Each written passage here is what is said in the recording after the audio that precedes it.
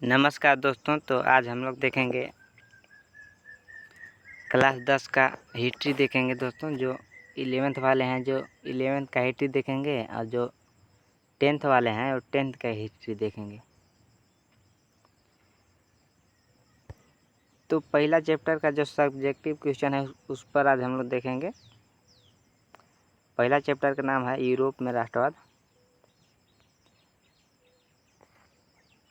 कह रहा है संक्षेप में लिखें, निम्नलिखित पर टिप्पणियाँ लिखें। टिप्पणियाँ लिखने के लिए कह रहा है दोस्तों जो जुसेपे मैत्सिनी पर, काउंट कैमुलो दे काउर पर, यूनानी स्वतंत्रता युद्ध पर, फ्रैंकफर्ट संसद पर और राष्ट्रवादी संघर्षों में महिलाओं की भूमिका पर। इस पर छोटा छोटा टिप्पणी लिखने के लिए कह रहा है। तो क का उत्तर है दोस्तों, यह एक इटालियन क्रांतिकारी थे जिन्होंने एक महत्वपूर्ण भूमिका निभाई। इटली को एकीकृत करने में उनका मानना था कि एक देश इंसानियत का मूल हिस्सा है और इटली जो कि टुकड़ों टुकड़ों में बंटा हुआ है उसे एकीकृत होना ही चाहिए। उन्होंने एकात्मक इटली राज्य के लिए एक कार्यक्रम की स्थापना की। उन्होंने यंग इटली और यंग यूरोप नाम के दो गुप्त सोसाइटी भी स्थापित की। इस तरह से उन्होंने समाज में अपने विचारों को फैलाया और इटली गणराज्य के स्थापना के लिए अपना योगदान दिया। कौन? जोसेपी मैत्सिनी। और ख का उत्तर है, इटली 7 राज्यों में से केवल सार्डिनिया पीडमोंट पर एक इटालियन रियासत के शासन था। जब 1831 और 1848 के क्रांतिकारी विद्रोह इटली को एकजुट करने में विफल रहे तो एक एकीकृत इटली की स्थापना की जिम्मेदारी इस इटालियन राज्य पर आ गई। राजा विक्टर इमैनुअल द्वितीय इसके शासक थे और कयोर मुख्यमंत्री थे। कयोर ने 19वीं शताब्दी के इटली के अलग अलग राज्यों को एकजुट करने के लिए आंदोलन का नेतृत्व किया, जिन्होंने फ्रांस का साथ एक सावधानीपूर्वक कूटनीतिक गठबंधन किया, जिसने 1859 में सार्डिनिया पीडमोंट को ऑस्ट्रियाई सेना को हराने में मदद की और इस तरह से ऑस्ट्रियाई हैब्सबर्ग से इटली के उत्तरी भाग को मुक्त कर दिया।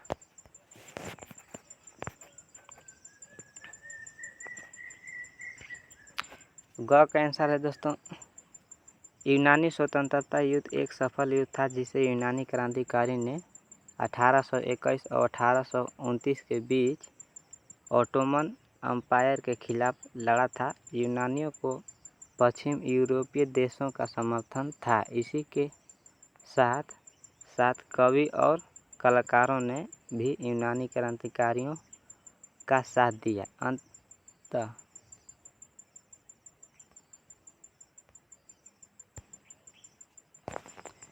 ट्रीटी ऑफ कॉन्स्टेंटिनोपल का लिखा, कॉन्स्टेंटिनोपल 1832 में यूनान को एक स्वतंत्र देश घोषित किया।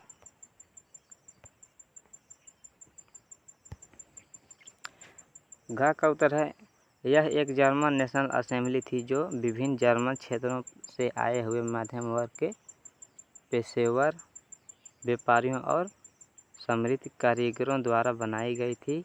यह 18 मई 1848 को फ्रैंकफर्ट शहर के सेंट पॉल चर्च में बुलाई गई थी। इस सभा में जर्मन राष्ट्र के लिए एक संविधान का गठन किया, जिसका नेतृत्व संसद के अधीन राज्य तंत्र से होता। हालांकि इसे अभिजात वर्ग और सेना के विरोध का सामना करना पड़ा। इसके अलावा क्योंकि यह मध्यम वर्ग के नियंत्रण में था, इसलिए इसने अपने जनाधार को खो दिया। अंत में 31 मई 1849 को इसे भंग करने के लिए मजबूर किया गया।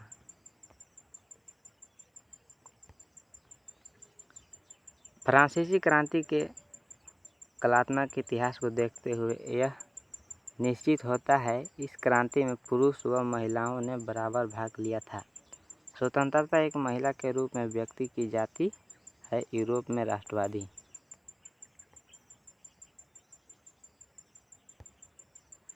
गतिविधियों में महिलाओं की पुरुषों के बराबर की भागीदारी थी। इसके बावजूद उन्हें राजनीतिक अधिकार नहीं मिले। फ्रैंकफर्ट संसद में महिलाओं को अंग तुर्की की गैलरी में खड़े होने के लिए केवल प्रेक्षकों के रूप में ही भर्ती किया गया था।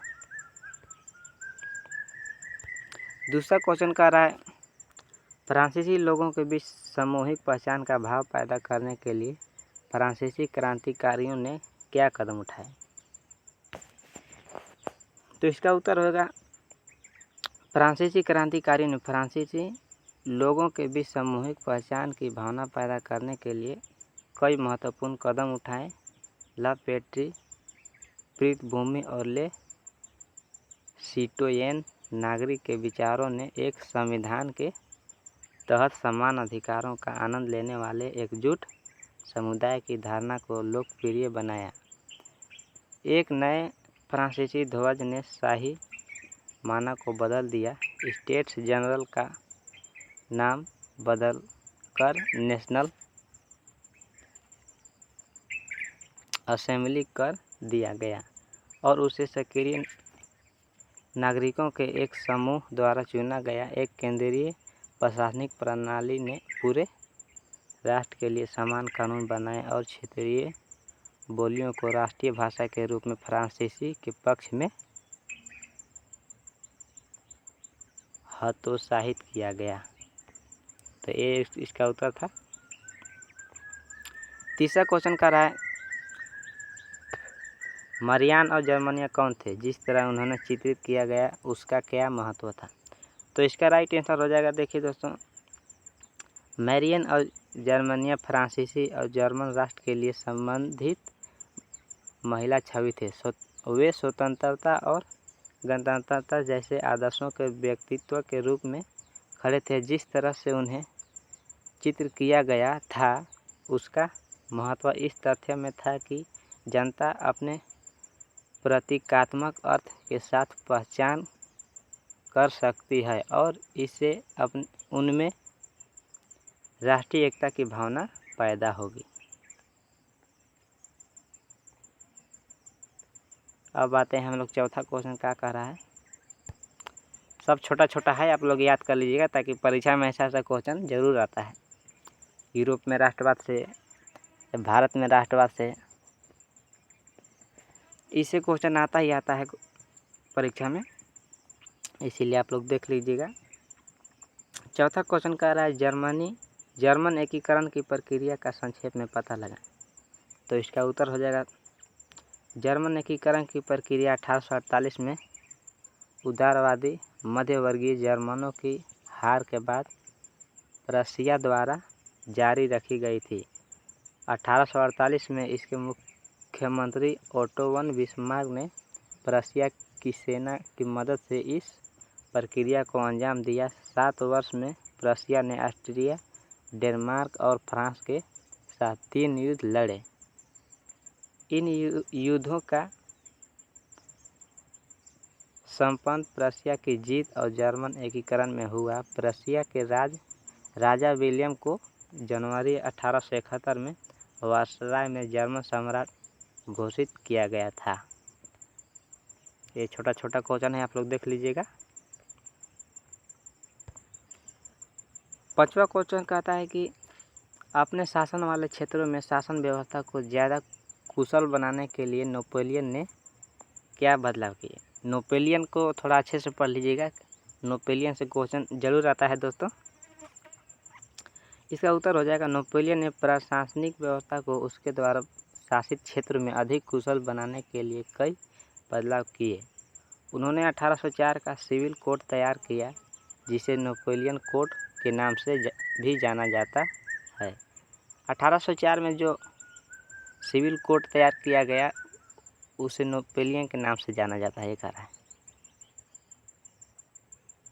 यह जन्म के आधार पर विशेषाधिकार के साथ दूर किया। इस कानून से समक्ष समानता स्थापित की और संपत्ति का अधिकार भी हासिल किया। नेपोलियन ने प्रशासनिक विभाजनों को छोटा कर दिया, शांति व्यवस्था को समाप्त कर दिया और किसानों को मानवादी बकाया राशि और आधिपत्य से मुक्त किया। परिवहन और संचार में भी सुधार किया गया। 28 का आंसर दोस्तों देख लीजिएगा। अब यहाँ आ रहा है चर्चा करें। पहला क्वेश्चन कह रहा है, उदारवादियों की 1848 की क्रांति का क्या अर्थ लगाया जाता है? उदारवादियों ने किन राजनीतिक, सामाजिक एवं आर्थिक विचारों को बढ़ावा दिया?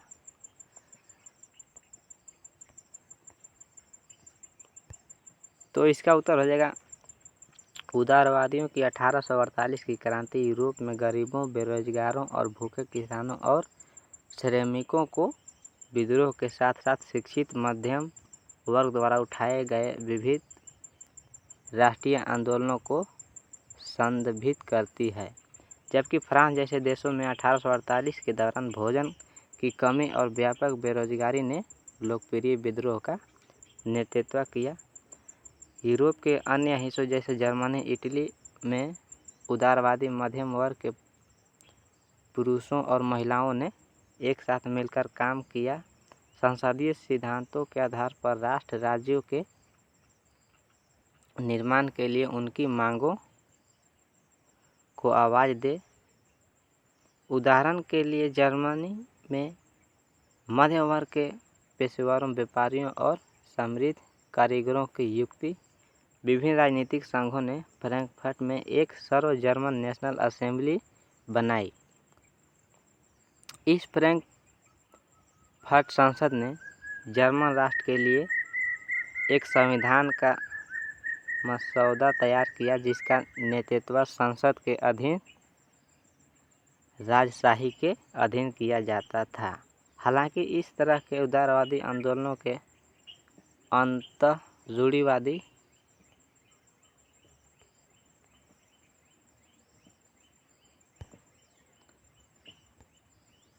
रूढ़िवादी ताकतों द्वारा दबा दिया गया था। फिर भी पुराने आदेश के बहाल नहीं किया जा सका।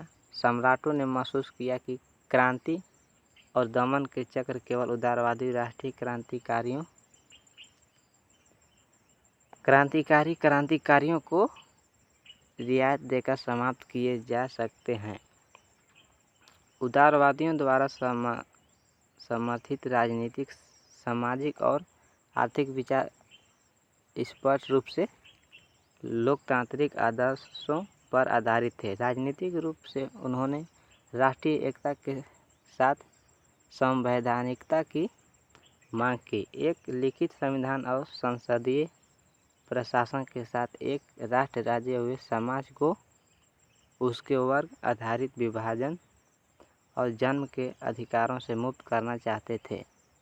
गंभीरता और बंधुओं श्रम को समाप्त करना पड़ा और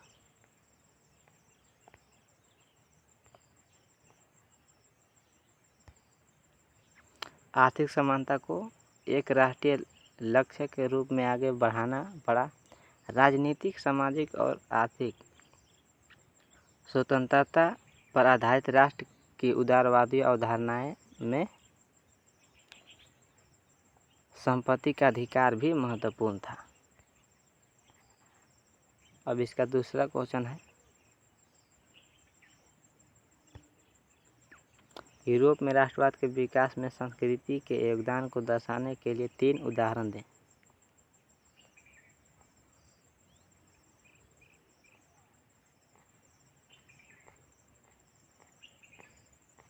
दिखते हैं बहुत लंबा हो जाएगा दोस्तों, लग रहा है।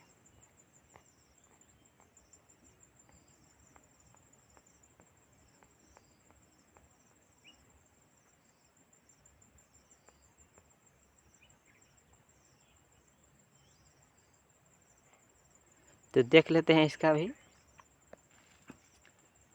युद्धों और क्षेत्रीय विस्तार के अलावा संस्कृति ने भी राष्ट्रवाद के विकास में महत्वपूर्ण भूमिका निभाई। स्वतंत्रतावाद के यूरोपीय सांस्कृतिक आंदोलन था, जिसका उद्देश्य साझा विरासत और सामान्य इतिहास की भावना पैदा करके राष्ट्रीय एकता को विकसित करना था।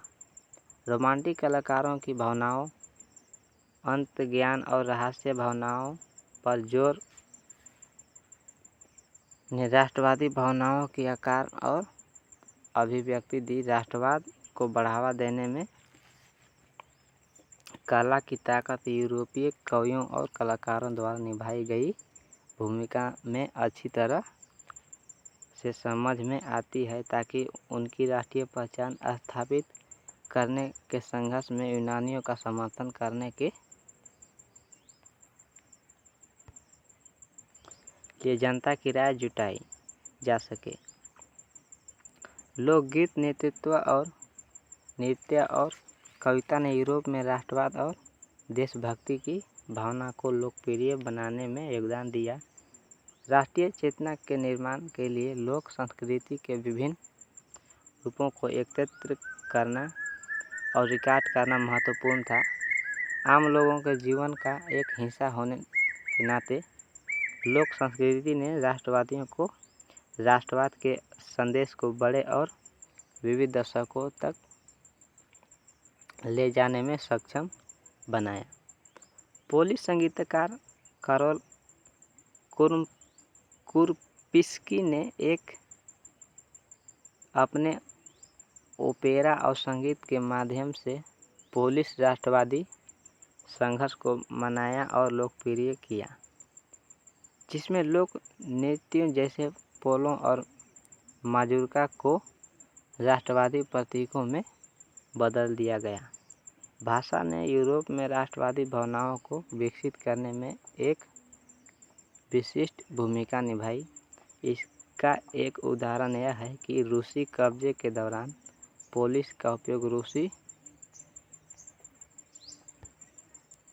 प्रभुत्व के खिलाफ संघर्ष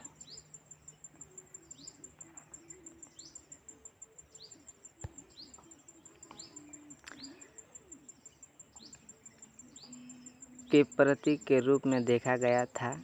इस अवधि के दौरान पोलिश भाषा को स्कूलों से बाहर कर दिया गया था।